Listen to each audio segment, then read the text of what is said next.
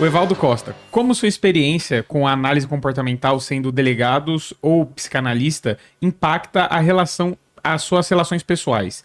Por exemplo, quando você percebe que alguém próximo está tentando te enganar de alguma maneira. Tá bom, obrigado, Steve Hawking. Quem responde isso daí? Pode ser você primeiro, depois eu falo. Eu, em relação à atividade policial, é como se eu fosse duas pessoas. Eu saio da delegacia, eu desligo. Quando eu trabalhava no homicídio, você via corpos todo dia, crianças mortas. Se eu estiver fora da função, me causa repulsa de ver aquilo ali, mexe comigo. Então, assim, quando eu saio da delegacia, é como se fosse outra pessoa, família, eu desarmo, né, quando eu tô em casa. Quando eu tô na rua, eu ando sempre ligado, mas Eu quero na saber da Luana, convivência... porque depois eu quero uma pergunta pra você. Cara, na então convivência- assim, pra mim é o seguinte, uma das coisas mais fantásticas que a polícia fez comigo foi me tornar uma pessoa mais fria. E eu não acho isso algo de Ruim. todo ruim. Porque eu era realmente molenga, empática, ainda sou. Emotiva. Mas assim, a gente precisa um pouco desse choque de realidade, que nem todo mundo é tão bonzinho e tão legal assim. O que a principal coisa que me impactou, talvez, é óbvio que eu faço o mesmo trabalho que o Paulo faz, porque senão você não tem saúde mental que aguenta isso, né? Ficar remoendo, etc e tal, mas é óbvio que a gente passa a ter aquela pegada mais desconfiada. Hoje eu sou muito mais desconfiada com amizade, sou muito mais desconfiada com as pessoas que se aproximam. Então, claro, não vou mentir que teve um impacto na minha vida. Coitado do meu namorado, tô brincando. Não fique interrogando ele, não, nem preciso. Mas, Olha enfim, que fica. fico não, um beijo pra ele. E aí, enfim, mas faz a gente ter um pouco, muda um pouco o comportamento. E assim, a gente fala que o policial tá sempre em alerta, né? Isso é muito verdade. É isso que eu ia perguntar, porque assim, a pergunta, acho que foi para nós três, até falou de psicanalista e tudo mais, muita gente pergunta assim, cara, você fica analisando as pessoas o tempo inteiro? De 0 a 10, eu tô no 7 no automático. Então eu fico aqui, olhou pra cá, fez isso, a narrativa tá assim, mas é uma coisa automática. Agora, para eu entrar no negócio, eu teria que parar e prestar atenção. Então tem essa coisa que você tá analisando a todo tempo. Aí minha pergunta para vocês não tem como desligar justamente de novo, né? O tirocínio, o ambiente. Isso vocês não tem como. Vocês pegam e, porra, ali tem malandragem. Aqui não sei. Esse cara, não sei. Tempo Tem todo, isso, não sim. tem? Eu até. Outro dia eu tava. Esse ambiente é perigoso. Tô sentindo Claro. que aqui. Tava em Itajaí, caminhando. Todas as Tava regras com de a segurança, motoca, Outra, todas. eu normalmente eu consigo perceber quem tá armado, cara. É impressionante. Eu bato. Esse cara tá armado. Eu bato o olho na região, assim, sabe? No salão, numa Eu tô festa. aqui, eu tô... Eu parece que eu não vi, não, assim. Só se tiver né? bem velado esse Tá porte bom, aí. tá bom. Tem assim, coisas clássicas Mas- que até eu passo eu passei pra minha sogra, eu passei para as pessoas que estavam comigo no dia. Você tá andando na rua e 2 moleques perguntam pra você a hora. Cara, hoje todo mundo tem celular. Por que vai... Putz, é muito... Por que tá me perguntando a hora, velho? É pra você sacar o seu celular, porque você não tá de relógio. Ele já viu que você não tá de relógio. Você vai sacar o celular pra ver a hora e ele horas vai...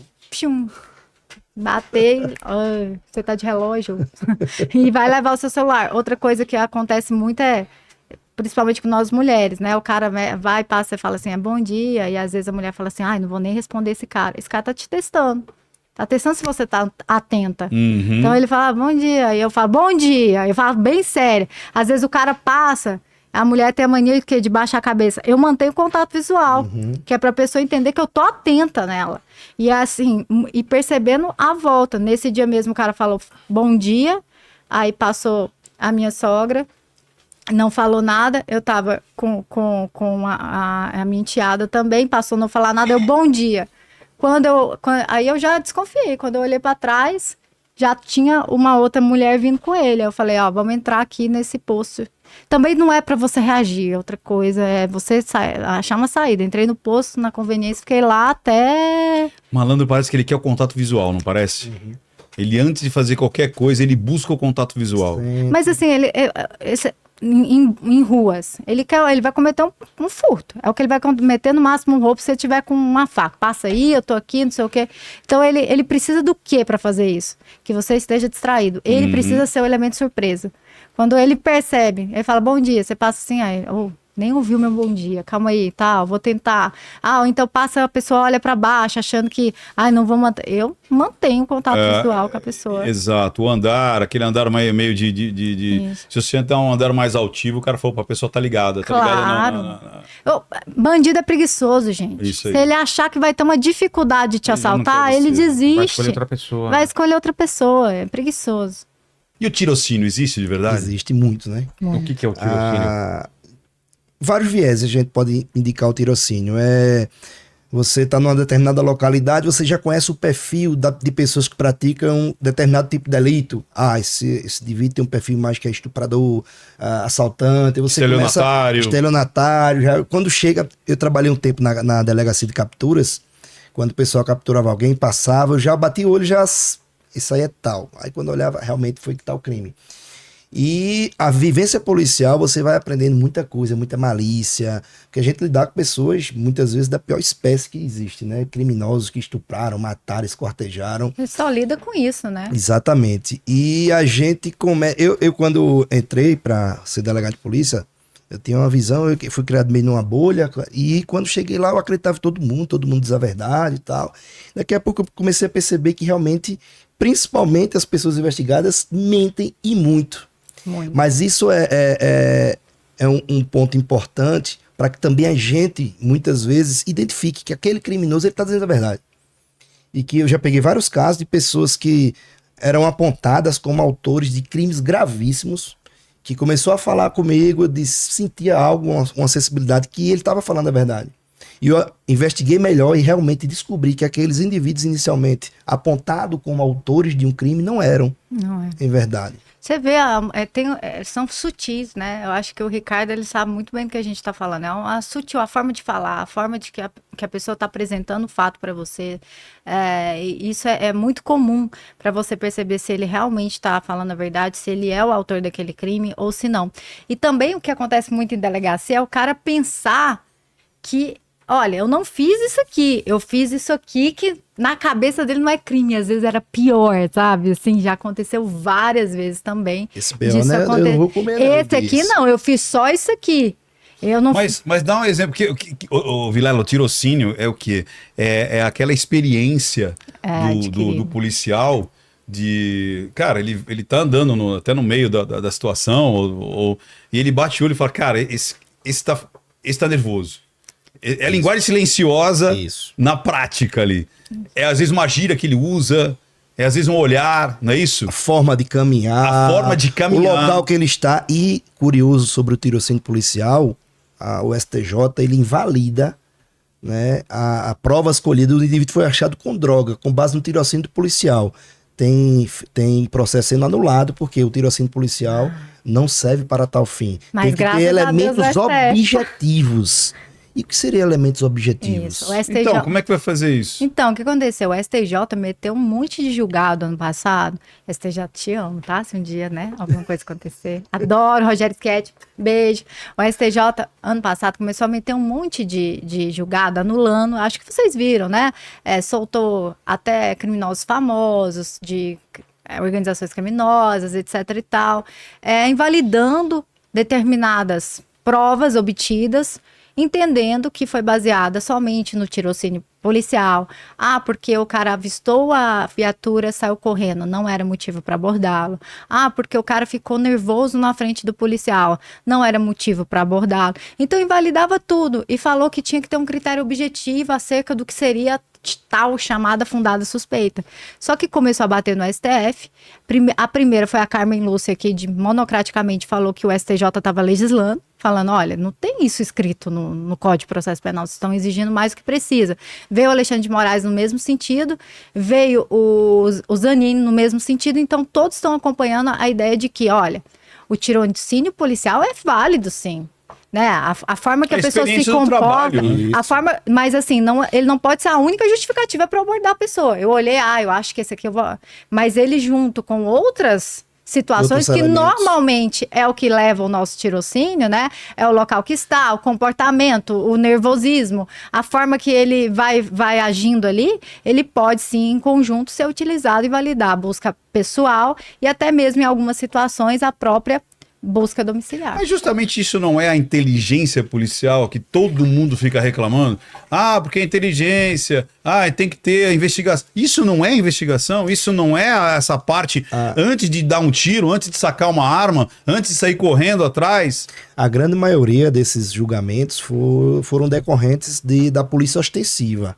A polícia está fazendo ronda naquela localidade Isso. e tal, observa e a polícia já sabe o perfil, onde é que tem, pela experiência mesmo, a vivência do dia a dia. Mas Olha, de fato, eu não posso negar que qualquer pessoa fica nervosa diante da polícia. Eu já, né, eu passando ali na qualquer lugar, se eu acho que a polícia me abordar, eu vou ficar nervoso. Mas Mesmo então- você não devendo nada. Mas é porque aqui você tem que observar nervosismos e nervosismo. E como isso é trazido dentro do processo também, entende? Então, assim, é óbvio que a gente sabe, não tô aqui 100% falar que a polícia nunca errou, né? Então, não tô para defender isso, óbvio.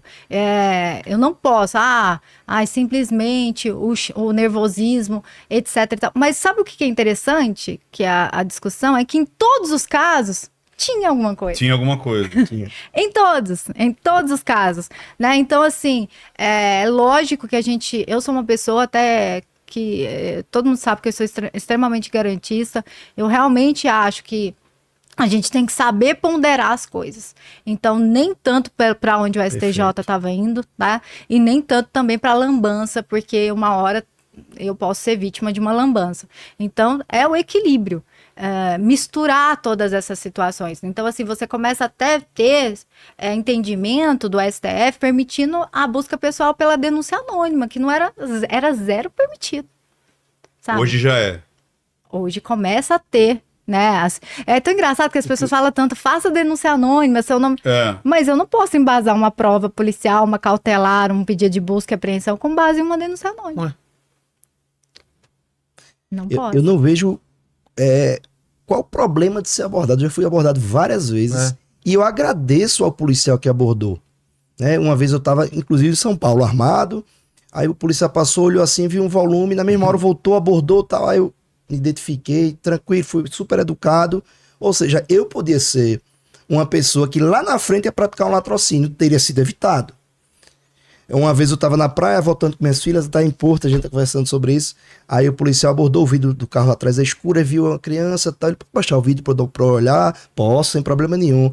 Tem alguma coisa na mala, começou a desconfiar. Eu podia ser um sequestrador que estivesse levando criança. Seria evitado aquilo ali, então não tenho vaidade, problema nenhum de ser abordado. Ao contrário, se a polícia deixar de abordar, vai acontecer muito mais crimes. A gente teve decisões assim tão polêmicas. Pra você ter ideia, teve uma decisão, escuta essa, Rogério, que o policial viu o cara embalando a droga pela janela.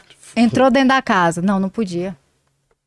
Porque ele não tinha mandato mas, pô, ele falou, mas eu vi! Eu vi. Cara. O cheiro da Cheiro droga. da droga. Esse aí cheiro da droga. não cheiro. podia entrar. Com base Já no teve cheiro da anulação, droga. cão farejador. O cão Não, farejador tinha que justificar por que o cão apontou farejado... exatamente. Por que, que o cão farejador cheirou a droga? Indicou onde tinha droga. Aí entraram na casa, tinha um monte de droga. Não, pode não. Pode Cão não. farejador não pode não. Então chegou Outros assim, elementos. chegou em decisões que realmente extrapolavam a possibilidade da polícia agir. Então chegou assim um momento que até eu falei, cara, a gente só vai prender Completamente engessada. em situações que você tiver uma investigação longa, comprida, morosa, que você vai pedindo um monte de cautelar para chegar em X pessoas, porque flagrante estava quase que praticamente inviabilizado. Inexistente. E você pedir representar pelo mandado de busca domiciliar, muitas vezes chega a demorar quase um ano. Já 6 era. meses. O cara já empacotou, já vendeu. Agora, uma coisa a gente Tráfico de precisa arma, drogas deixar... tá ali, passa pouco tempo para ser distribuído. Então, ou é naquele momento, Eu já era. ou já é. Agora, uma coisa a gente precisa deixar claro: todas essas decisões, todas, envolviam drogas. Quando eram situações que envolviam armas, estupros, nos mesmos sentidos, não eram invalidadas.